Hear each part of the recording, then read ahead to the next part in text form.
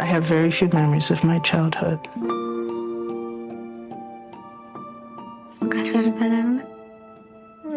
Well, the Real Asian International Film Festival kicks off its 29th edition at a red carpet event tonight, and it runs through November 15th. It's one of the world's largest pan-Asian film festivals celebrating Canadian creators.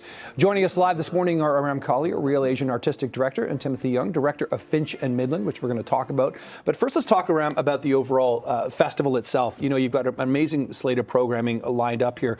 What is this like, 29 years in, so many wonderful filmmakers like Timothy included in this.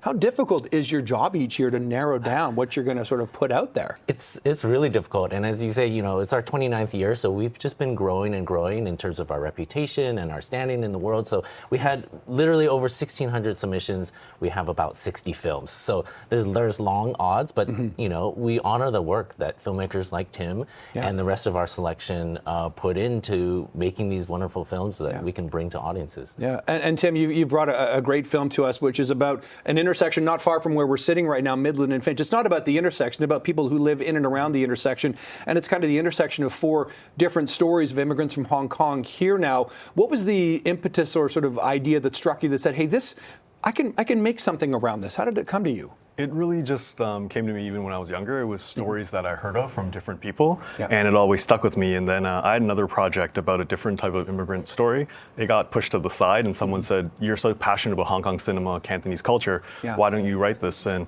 luckily, we received a Canada Arts Council grant, and we did more interviews. And through there, we wrote these 4 stories that interconnect, and they reference each other. And all 4 together is the immigrant struggle of people who came in the 90s and still facing today. Yeah, the interesting thing about these interconnected stories, that there's like this Venn diagram of overlapping sort of similarities and themes, isn't there, which I picked up from your film here. How challenging is that to make a film with sort of 4 different parts, but with that cohesive, thread through it? I think Aaron probably knows this too. It's always challenging to make a film, but then this seems a next level to me though, because it's not one story, it's several. I think what really helped was just the fact that they were all based on true events and inspired by real people. And each character is an amalgamation, and we use one theme to represent the other. And all 4 of the stories combined together create this continued difficulty that people still face today. So Real People, R-E-A-L. This is R-E-E-L, of course, Real Festival, Real alluding to film here. Film, Canadian creators working with, this great Asian, audience and community that we have here is pretty remarkable here. What have you seen change I know you haven't been involved for 29 years, but just in terms of like the content and the representation that we're seeing because of this festival? Well, I think Canadian film in general is getting better and better. It's better than it's ever been. And I have been involved actually since 2006. Okay, so quite a while. So I've really seen a trajectory. We're really seeing more ambitious work and people really pushing the boundaries of storytelling and also really connecting to the kind of nuance and specific stories, something like Tim's film and some of our other films like Space Cadet, Akashi. Yeah. What does it mean, Tim, to have your film at the festival, to be screened at Real Asian Film Festival? It's incredible, especially because we shot in Toronto. And previously I brought a short to the festival as well, and we received an award there. So that was kind of a sign to keep going.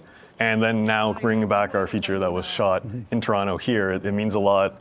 And I think festivals are so important, especially like Real Asian, because when you watch films together, you create empathy, and we learn that we're actually not that different, even if our stories are different. Yeah, and the grant you mentioned here, how huge was that for you as a filmmaker to get that kind of funding? It was incredible because it was during the pandemic as well. So to be able to receive a development grant or from Canada Arts Council to keep writing the story, it really helped us and told us keep going. Like people think this is important. That's great. And Aram, really quickly here, how can they still get tickets? Are they still available for screenings, et cetera, and where to go? We have films for everybody. You can go to realasian.com, follow us at Real Asian. Okay, gentlemen, thank you so much for being here. Good luck again. 29 years, amazing. Good luck with the film. Appreciate meeting both of you. Thank you so much.